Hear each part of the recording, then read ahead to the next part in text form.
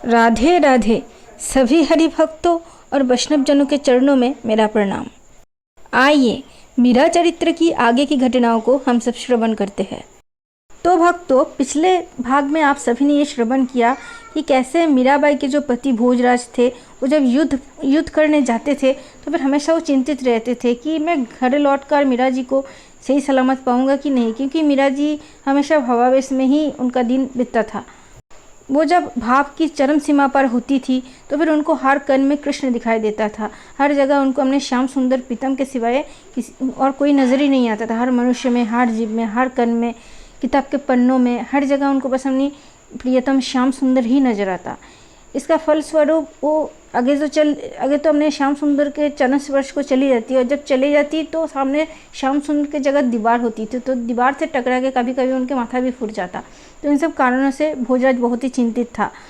तो एक दिन भोजराज जब युद्ध कर करके लौटे थे तो फिर उन्होंने आकर मीरा जी के महल में देखा कि बहुत उत्सव की तैयारी है, बहुत सारी उत्सव हो रही है।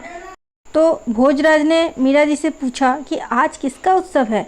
आपकी विजय का, मीरा जी ने कहा। भोजराज ने कहा, मेरी विजय कहा, मेवाड़ की विजय फरमाइए। मनुष्य की जीत तो मन की जीतने से होती है और मैं इसमें आप तक सफल नहीं हुआ हूँ। तो मीरा जी कहते हैं कि मुझे तो ऐसा नहीं लगता कि आप सफल नहीं हैं। वह इसलिए क्योंकि इंसान अपने जैसा सबको समझता है, ऐसा भोजराज ने कहा। क्यों, आपको इसमें क्या कठिनाई लगती है? मीरा जी ने पूछा। भोजराज बोले, आपका पूजा पाठ, सत्संग और भावावेश देखता हूँ तो ये बुद्धि कहती है कि ये सब निरर्थक नहीं है, लेकिन इतने पर भी मुझे ईश्वर पर विश्वास नहीं होता है। मीरा जी बोली, कोई कारण इस अविश्वास का, स्थिति का? हाँ, अविश्वास के तो बहुत कारण हैं, किंतु हजार समझाने पर भी बिना अनुभव के विश्वास के पैर जमते कहाँ हैं। सुनी सुनाई बात तो अलग, किंतु जब अनुभव हो तभी विश्वास की पैर मजबूत होती है। मीरा जी बोली, क्या मुझे देखने के बाद भी आपको विश्वास नहीं होती भगवान पर? नहीं, मैं विश्वास करना तो चाहता हूँ, किंतु बार बार ये प्रश्न चिन्ह का रूप धारण कर ही लेती है। कोई विशेष प्रश्न है आपके मन में? मीरा जी ने पूछा। नहीं, बस यही कि कहाँ है, किसने देखा है ईश्वर को, और है तो उसका प्रमाण क्या है, ये सब। विश्वास करो, ये कहने वाले को विश्वास कराना भी आना चाहिए। अधिकारी को तो केवल संकेत ही पर्याप्त होता है, किंतु साधारण जनों के लिए विशेष प्रक्रिया या विशेष कृपा की जरूरत है, अन्यथा सिर्फ समझाने से कुछ नहीं होगा। भले मन उस समय मान जाए, किंतु अनुभव में आए बिना, और वह भी ऐसा अनुभव कि कभी भुलाया ना जा सके, तभी धारणा दृढ़ होती है।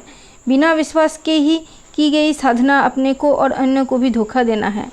भोजराज कहकर चुप हो गए। पहले आप अपनी बात फरमाइए कि क्या कठिनाई होती है आपको? मीरा जी ने पूछा। नहीं, आपको बुरा लगेगा, भोजराज ने संकोच पूर्वक कहा, किंतु सच कहे बिना तो छुटकारा भी नहीं है। बहुत प्रयत्न करने पर भी ध्यान में सम्मुखीन मूर्ति ही मन के सिंहासन पर विराजित दिखाई देती है। अर्थात भोजराज ये कहना चाहती है कि मन में बार बार मीरा जी ही आती है, मतलब ईश्वर की जगह पर मीरा जी का ही ध्यान उनको हो आता है बार बार। मीरा जी के प्रति उनके मन में आसक्ति या मोह है, ऐसा भोजराज कहना चाहते हैं। तो मन के सिंहासन पर भी उनकी छवि विराजित दिखाई देती है, ऐसा कहकर भोजराज ने दृष्टि झुका ली। कोई लालसा, इच्छा रहती है आपके मन में? मीरा जी ने गंभीरतापूर्वक पूछा। नहीं, केवल दर्शन की और प्रसन्न करने की, और कुछ नहीं। क्या मेरी प्रसन्नता के लिए भी आप प्रभु का स्मरण नहीं कर सकते? मीरा जी ने कहा। वही तो करने का प्रयत्न कर रहा हूँ अब तक, किंतु जैसे श्री गीता जी में वर्णित है कि विराट पुरुष की देह में ही संसार है, जैसे आकाश में भिन्न भिन्न आकार के बादल दिखाई देते हैं, वैसे ही आपकी पृष्ठभूमि में मुझे अपना कर्तव्य, राज कार्य दिखाई देती है, किंतु कभी भगवान दिखाई नहीं दिए। दृढ़ इच्छा हो तो मनुष्य के लिए दुर्लभ क्या है? मीरा जी ने कहा। भोजराज बोले, मेरी इच्छा से तो कुछ भी होता जाता नहीं लगता। सुना है भक्तों की बात भगवान नहीं टालते, तब तो आपकी कृपा ही सब कुछ कर दिखाए तो बात न्यारी है। बाकी मेरे चेष्टा से तो कुछ नहीं हो रहा है। मैं निराश होता जा रहा हूँ। जीवन की व्यर्थता भाले की अन्नी सी चुपती रहती है। भोजराज की आंखें भर आई। वे दूसरी ओर देखते हुए आंसुओं को आंखों से ही पीने का प्रयत्न करने लगे। संसार में कोई ऐसी समस्या नहीं है जो हल ना हो सके, मीरा जी ने गंभीरतापूर्वक उत्तर दिया। बात तो यह है कि कोई सचमुच समाधान चाहता भी है। अब यह क्यों सोचते हैं कि मेरे मन में आपका कोई मान सम्मान नहीं है? रणांगन में ढाल क्या आपको व्यर्थ बोझ लगती है? वह प्राण रक्षिका प्राणों की भांति ही प्रिय नहीं लगती? खड्ग जितना आवश्यक है, ढाल क्या उससे कम आवश्यक है? नहीं, इतने पर भी वह साधन ही है, लक्ष्य नहीं है। लक्ष्य तो रण विजय है। ठीक वैसे ही हम भी एक दूसरे की ढाल है, मैं आपकी और आप मेरी। मीरा जी ने मुस्कुरा कर कहा। अब मेरी ढाल कैसे है? आप विवाह क्यों नहीं कर लेते? मीरा जी ने भोजराज से कहा। वह संभव नहीं है। क्यों? वह सब मैं अर्ज कर चुका हूँ पहले भी। बार बार कहने से उसमें कुछ बढ़ता घटता तो नहीं है। मीरा जी बोली, यही तो मैं कहना चाहती हूँ कि आपके और सांसारिक विषयों के बीच मैं ढाल की तरह आ गई हूँ। अब वह सब आपको प्राप्त हो ही नहीं सकता।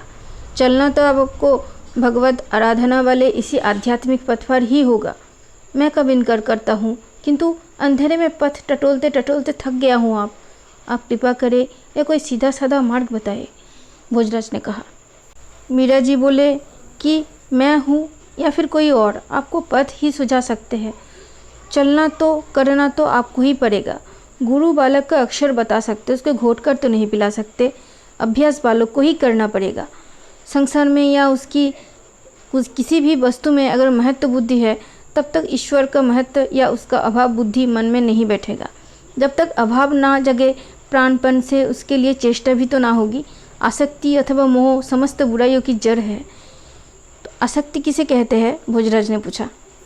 मीरा जी बोले, हमें जिससे मोह हो जाता है उसके दोष भी गुण दिखाई देते हैं। उसे प्रसन्न करने के लिए कैसा भी अच्छा बुरा कर्म करने को हम तैयार हो जाते हैं।